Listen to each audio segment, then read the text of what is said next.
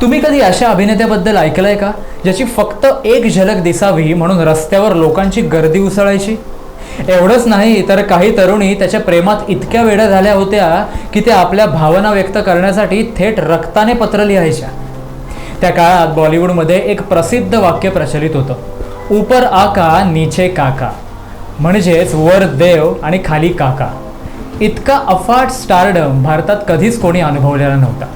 हे दिग्गज अभिनेते होते बॉलिवूडचे पहिले सुपरस्टार अर्थात राजेश खन्ना. नमस्कार मंडळी, नाट्यविश्वास पुणे ह्या आपल्या खास मराठी चॅनलमध्ये तुमचं मनःपूर्वक स्वागत आहे. राजेश खन्ना हे असे कलाकार होते ज्यांनी केवळ चित्रपटसृष्टीत नाव कमावलं नाही तर सुपरस्टार या शब्दालाच नवी ओळख दिली. आज त्यांच्या पुण्यतिथीनिमित्त त्यांना विनम्र अभिवादन करूया.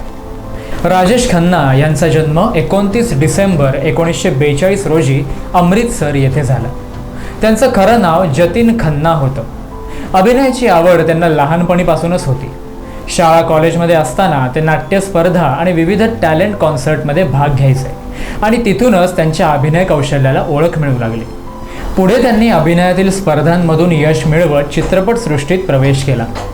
1966 साली आखरी खत या चित्रपटातून त्यांनी बॉलिवूडमध्ये पदार्पण केलं. सुरुवातीला त्यांना मोठं यश लगेच मिळालं नाही, पण 1969 साली आलेल्या आराधना या चित्रपटाने त्यांच्या आयुष्याला कलाटणी दिली आणि त्यांना खऱ्या अर्थाने रातोरात सुपरस्टार बनवलं. राजेश खन्ना हे भारतीय चित्रपटसृष्टीतील एकमेव अभिनेते आहेत ज्यांनी 1969 ते 1971 या काळात सलग सुमारे 15 सुपरहिट चित्रपट दिले.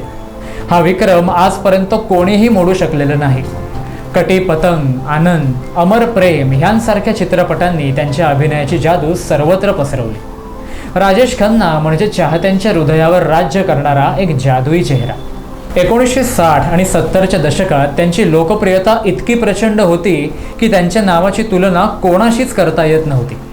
त्यांच्या घरासमोर प्रोड्युसरशी रांग लागत असे आणि चाहते अक्षरशः वेडे होत असत.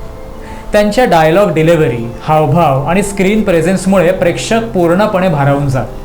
पुष्पा, आय हेट टीयर्स हा डायलॉग आजही लोकांच्या आठवणीत जिवंत आहे. त्यांच्या लोकप्रियतेचा अंदाज यावरून लावता येतो की काही चाहत्यांनी त्यांना रक्ताने पत्र लिहिल्याच्या घटना देखील सांगितल्या जातात.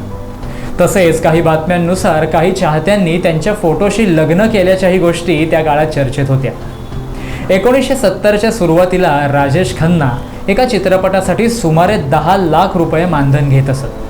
त्यांच्या स्टारडमच्या काळात म्हणजेच 1974 ते 77 ही रक्कम अंदाजे 20 ते 27 लाखांपर्यंत देखील पोचली होती, तर 80च्या दशकात ती सुमारे 50 ते 70 लाखांपर्यंत गेली.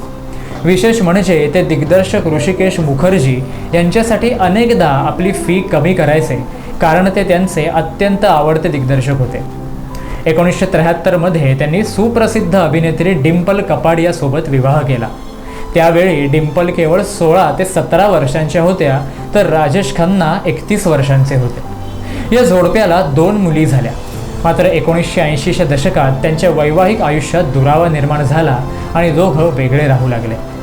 त्यांच्या आयुष्याच्या शेवटच्या काळात ते आजाराशी झुंज देत होते. 18 जुलै 2012 रोजी मुंबईतील त्यांच्या आशीर्वाद या बंगल्यात त्यांनी अखेरचा श्वास घेतला. त्यांच्या आनंदमधील तो सुप्रसिद्ध संवाद आजही मनाला खोलवर भिडतो. बाबू मोशाय, जिंदगी और मौत ऊपर वाले के हाथ है जहापना, जिसे ना आप बदल सकते हैं ना मैं. हा संवाद फक्त चित्रपटातील नाही तर आयुष्याचं वास्तव सांगणारा वाटतो.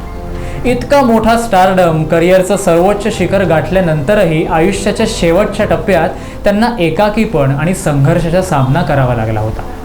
बॉलिवूडचा पहिला सुपरस्टार राजेश खन्ना यांची ही कहाणी फक्त यशाची नाही तर मानवी जीवनाच्या अस्थिरतेचीही जाणीव करून देते. राजेश खन्ना हे केवळ एक अभिनेता नव्हते, तर ते एक भावना होते. त्यांनी चाहत्यांना प्रेम म्हणजे काय हे शिकवलं आणि स्टारडम म्हणजे काय हे जगाला दाखवलं. आज त्यांच्या पुण्यतिथीनिमित्त आपण त्यांना आदरांजली अर्पण करतो. त्यांच्या अभिनयाची जादू, त्यांचा करिश्मा आणि त्यांची आठवण कधीच विसरली जाणार नाही. तर मंडळी, आजच्या पुरतं एवढंच. आम्हाला आशा आहे की तुम्हाला आमचा हा पॉडकास्ट अवश्य आवडला असेल. आवडला असल्यास लाईक व शेअर करायला अजिबात विसरू नका. तुम्हाला राजेश खन्ना यांचा कोणता चित्रपट आवडतो हे खाली दिलेल्या कमेंट बॉक्समध्ये नक्की सांगा. पुढील अपडेट जाणून घेण्यासाठी आमच्या चॅनेलला सबस्क्राईब करा आणि बेल आयकॉन प्रेस करायला अजिबात विसरू नका. धन्यवाद.